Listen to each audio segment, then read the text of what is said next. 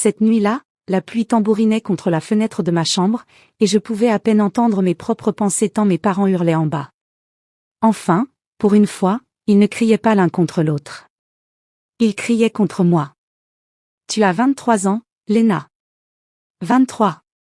Et tu veux gâcher ton diplôme pour lancer je ne sais quel business imaginaire sur Internet? La voix de mon père montait l'escalier comme un coup de tonnerre. Tu te rends compte de la façon ridicule dont tu sonnes? J'étais assise sur mon lit, mon ordinateur ouvert devant moi, fixant le business plan que j'avais passé 3 mois à perfectionner. 3 mois de nuit blanche, de recherche, d'analyse de marché, de projection financière. 3 mois à rêver de créer enfin quelque chose qui m'appartenait. Ce n'est pas un fantasme, papa. J'ai fait les recherches. Le marché des produits menstruels durables augmente de 30% par an. Les femmes en ont assez d'eux. Des produits menstruels? Le cri de ma mère aurait pu briser du verre. Tu veux vendre des tampons sur Internet? Mein Gott astérisque, qu'est-ce qu'on a raté? Je fermais les yeux, essayant de rester calme. Pas seulement des tampons. Des coupes menstruelles réutilisables, des serviettes en coton bio, des culottes menstruelles. Des produits durables, écologiques, qui? Ça suffit. Les pas lourds de mon père montèrent les escaliers.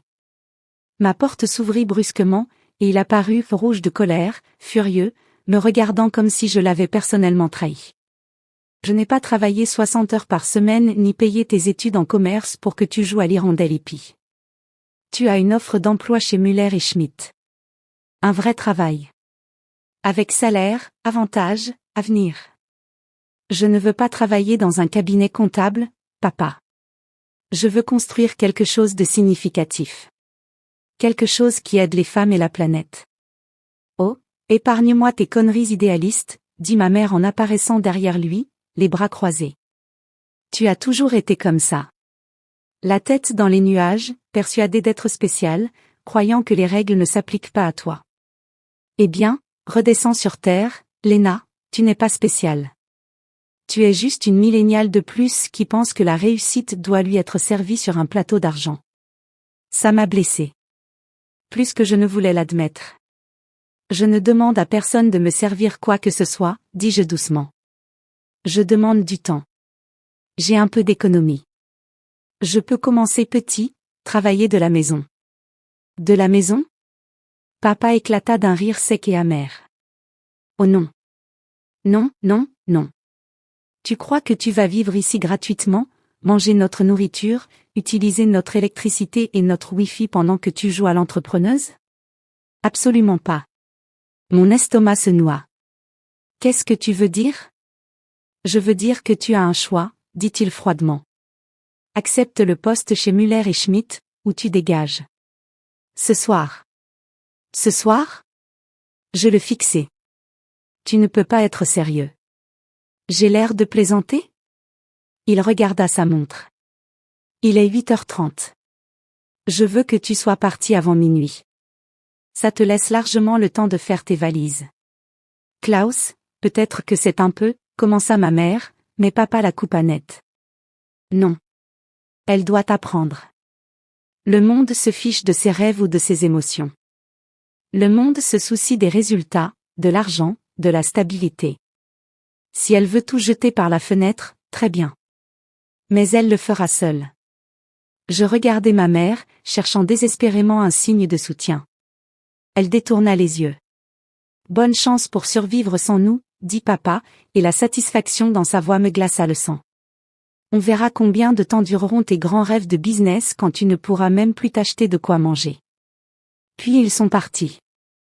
Ils ont juste fait demi-tour et quitté la pièce, me laissant là, avec mon ordinateur, mon business plan, et la réalisation soudaine et terrifiante que j'allais me retrouver à la rue. Je ne vais pas mentir, j'ai pleuré. Pendant 10 bonnes minutes, j'ai enfoui mon visage dans mon oreiller et j'ai pleuré comme jamais. Puis j'ai essuyé mes larmes, rouvert mon ordinateur, et je me suis remise au travail. D'abord, le logement. J'avais 2400 € d'économie, de l'argent reçu pour mes anniversaires, des petits boulots pendant l'université, les petites sommes que j'avais réussi à mettre de côté. Je suis allé sur WG Gesucht et j'ai trouvé une chambre dans une colocation à Neukölln. Minuscule, à peine meublée, mais seulement 400 € par mois, charges comprises. La propriétaire, Petra, une femme d'une cinquantaine d'années, avait l'air amusée par mon appel paniqué à 21h. « Tu fuis de chez toi ?» demanda-t-elle. Quelque chose comme ça. Eh bien, viens voir demain. Si tu n'es pas une tueuse en série, c'est à toi. Ensuite, mon entreprise. J'avais prévu de commencer lentement, tester le marché, construire progressivement. À la place, j'allais devoir me lancer à pleine vitesse.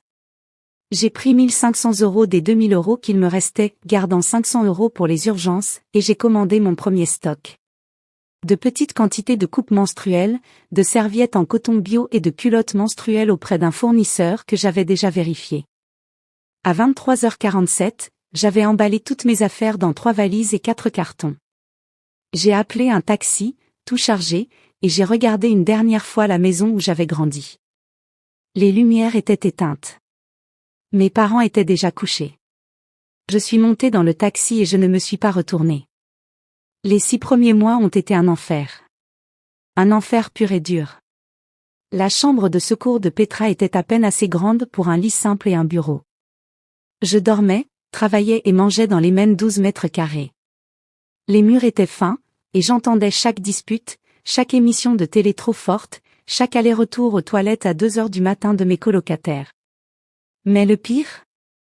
Mes parents avaient raison sur un point, au début, le business était brutal. J'ai lancé le site avec un budget dérisoire, j'ai appris le web design grâce à des tutoriels YouTube, fait toutes les photos avec la caméra de mon téléphone, écrit toutes les descriptions produits, géré le service client. J'ai appelé l'entreprise Lunacycle, parce que j'étais d'humeur poétique à 3h du matin quand j'ai enregistré le domaine. Mois 1, 12 commandes. Revenu, 247 €. Après les coûts produits et l'expédition, 89 € de profit. J'ai repleuré. Pas dramatiquement cette fois, juste des larmes silencieuses en mangeant des nouilles instantanées pour la 5e soirée d'affilée. Mais je n'ai pas abandonné. J'ai investi ces 89 € dans des publicités Facebook. Puis j'ai contacté des mamans blogueuses et des éco-influenceuses, leur offrant des produits gratuits en échange d'avis honnêtes. J'ai rejoint tous les forums sur la santé des femmes et tous les groupes Facebook possibles, pas pour spammer mais pour écouter, comprendre ce que les femmes voulaient réellement. Et lentement, douloureusement lentement, ça a commencé à marcher. Mois 2, 43 commandes. Mois 3, 98 commandes. Mois 4, 212 commandes. Au 6e mois, je gagnais assez pour m'offrir mon propre minuscule studio. Rien de luxueux, mais c'était à moi. Pas de colocataires, pas de parents, juste moi et mes piles grandissantes de stock. Je n'ai rien dit à mes parents. Je les avais appelés une fois, 2 semaines après qu'ils m'avaient mise dehors, juste pour leur dire que j'étais en vie. Maman avait semblé soulagée pendant environ 30 secondes, avant de demander quand j'allais faire passer cette phase et postuler à de vrais emplois. J'ai raccroché et je n'ai plus jamais rappelé. L'année 2, les choses ont commencé à devenir intéressantes. Une journaliste d'un magazine féminin a écrit un article sur les produits menstruels durables et a présenté Lunacycle. L'article est devenu viral, ou du moins, aussi viral qu'un article sur les menstruations peut l'être. Les commandes ont explosé. J'ai embauché ma première employée, Mia, une étudiante qui gérait le service client et la préparation des commandes pendant que je me concentrais sur la croissance. Puis j'ai reçu un email qui a tout changé. Un fonds de capital risque voulait me rencontrer. J'ai failli le supprimer, pensant que c'était du spam. Mais je les ai googlés, ils étaient légitimes, et ils avaient investi dans de grandes marques européennes de e-commerce. Alors j'ai enfilé mon seul tailleur, celui que j'avais acheté pour des entretiens auxquels je n'étais jamais allé, et j'ai pris le train jusqu'à leur bureau luxueux à Mitte. La partenaire qui m'a accueilli était une femme dans la quarantaine, Catherine Weber. Tranchante, directe et terrifiante mais dans le bon sens. Vos chiffres de croissance sont impressionnants, dit-elle en faisant glisser un tableau imprimé devant moi. 35% mois après mois pendant 18 mois consécutifs. Ce n'est pas de la chance. C'est du bon business. Merci, murmurai-je. Mais vous manquez de capital. Vous refusez des commandes parce que vous n'avez pas assez de stock.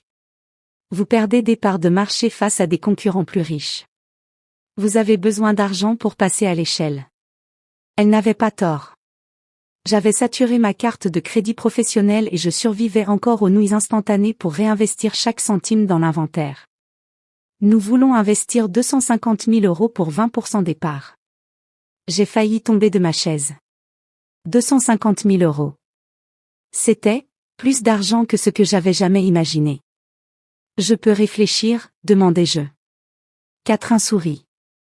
Vous pouvez. Mais pas trop longtemps. Ce marché s'échauffe, et vous n'êtes plus la seule en piste. Je suis rentrée chez moi, j'ai fait des calculs, des projections jusqu'à en avoir mal aux yeux. Puis j'ai rappelé Catherine et négocié jusqu'à 15%. Nous avons finalisé l'accord 3 semaines plus tard. Les années 3 et 4 sont passées en un éclair. Avec un vrai capital derrière nous, Lunacycle a explosé.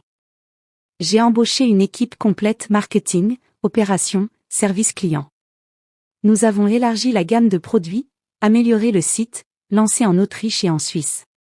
J'ai déménagé dans un vrai appartement, un 2 pièces à Prenzlauer Berg, où une chambre était vraiment ma chambre et l'autre mon bureau. Je travaillais toujours des heures folles, mais cette fois, c'était différent.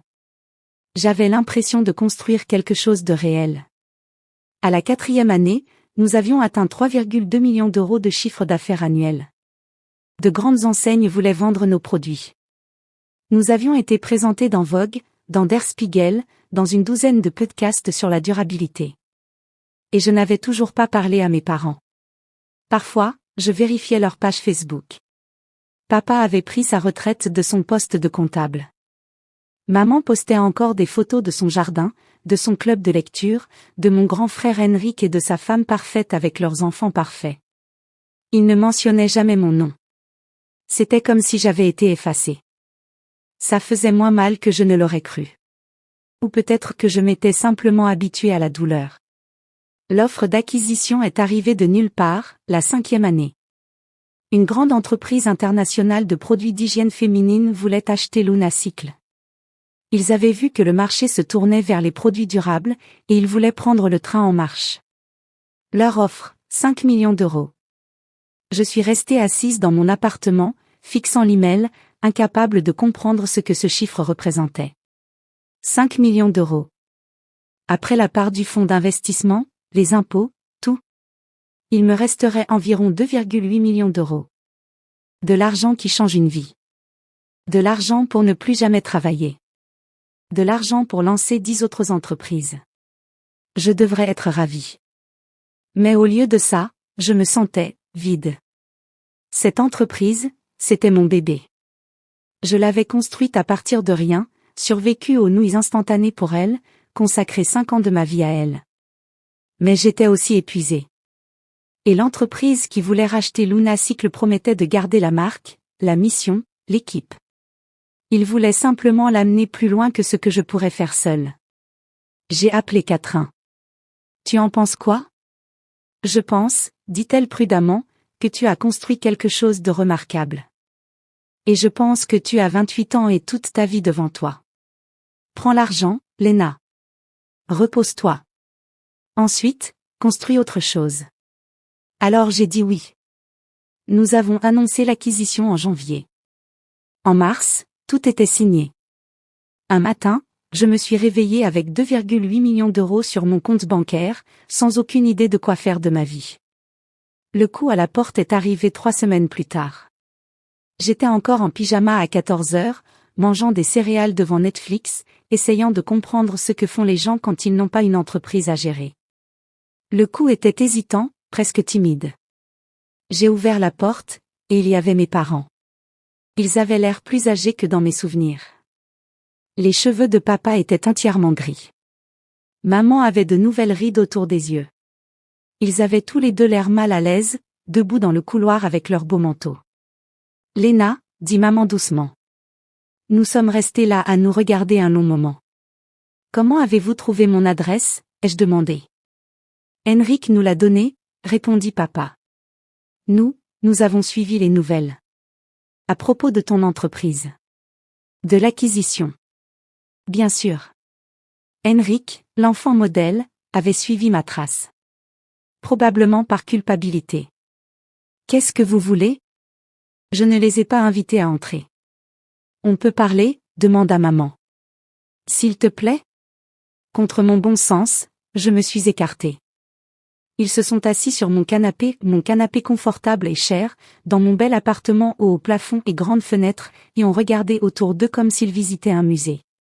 Bel endroit, dit papa maladroitement. Merci. Silence. Lourd. Finalement, papa s'éclaircit la gorge. Nous avions tort. Pour l'entreprise. Pour t'avoir mise à la porte. Nous avions tort, et je suis désolée. J'avais imaginé ce moment 1000 fois. Dans mes fantasmes, j'étais froide et triomphante. Je leur balançais leurs erreurs au visage. Je les faisais se sentir aussi petits qu'ils m'avaient fait me sentir. Mais à cet instant, j'étais juste fatiguée. D'accord, ai-je dit. D'accord? Maman semblait surprise. C'est tout? Qu'est-ce que vous voulez que je dise? Que vous avez ruiné ma vie? Pas vrai. Vous l'avez rendu très difficile pendant un moment, mais j'ai survécu. J'ai construit quelque chose. Et je l'ai fait sans vous. Papa tressaillit comme si je l'avais giflé.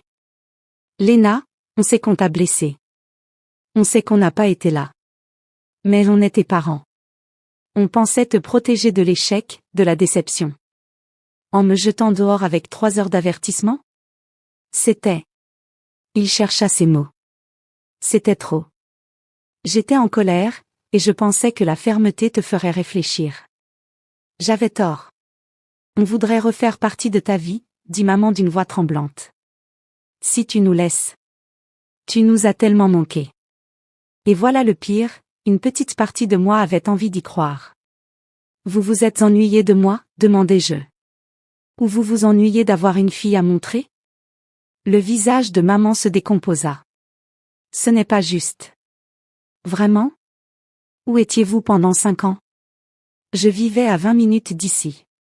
Vous auriez pu tendre la main. Mais vous ne l'avez pas fait. Jusqu'à ce que mon nom apparaisse dans les journaux. Papa baissa les yeux. On ne savait pas si tu voulais entendre parler de nous. Vous n'avez même pas essayé. Silence. Encore. Voilà ce que je propose, dis-je enfin. Je vais y réfléchir. Peut-être qu'on pourra prendre un café parfois. Peut-être qu'on pourra reconstruire quelque chose. Mais ce sera à mes conditions. Pas aux vôtres. Ils acquiescèrent, soulagés et brisés à la fois. En partant, papa hésita. Pour ce que ça vaut, je suis fière de toi. Ce que tu as construit est extraordinaire. J'aurais dû te le dire il y a 5 ans. Oui, ai-je dit. Tu aurais dû. Après leur départ, je me suis assise sur mon canapé et j'ai pleuré pour la 3e fois depuis toute cette histoire. Pas de tristesse. Pas de joie non plus. Juste, un soulagement. 6 mois plus tard, on prenait un café une fois par mois. C'était maladroit au début, puis peu à peu, on a trouvé un rythme. Je leur ai parlé de mon nouveau business de consulting pour aider les femmes entrepreneurs à obtenir des financements. Ils m'ont parlé de leur retraite, de leur voyage, du jardin. On n'a jamais reparlé de cette nuit-là. Peut-être qu'on ne le fera jamais. Mais on parlait. C'était déjà ça. Quant à Lunacycle, l'entreprise prospérait sous ses nouveaux propriétaires, atteignant des millions de femmes en Europe. Mon ancienne équipe était toujours là. Et moi? J'investissais dans d'autres rêveuses. Des femmes avec des idées impossibles et une détermination brutale. Des femmes dont les familles ne croyaient pas en elles, à qui on disait qu'elles n'y arriveraient pas, qu'on jetait dehors avec pour seul bagage un ordinateur et un orgueil indestructible. J'ai rencontré une jeune femme de 24 ans la semaine dernière. Elle voulait lancer une entreprise de cuir végan, mais ses parents lui disaient qu'elle gâchait sa vie. J'ai signé un chèque immédiatement. Bonne chance pour survivre sans nous, lui avait dit son père. Ça vous rappelle quelque chose? Je lui ai souri et j'ai dit. Croyez-moi. Elle va très bien s'en sortir. Merci d'avoir lu. Laissez un like si vous avez aimé cette histoire, abonnez-vous si ce n'est pas encore fait, et cliquez sur la vidéo recommandée pour découvrir d'autres récits comme celui-ci. À très vite.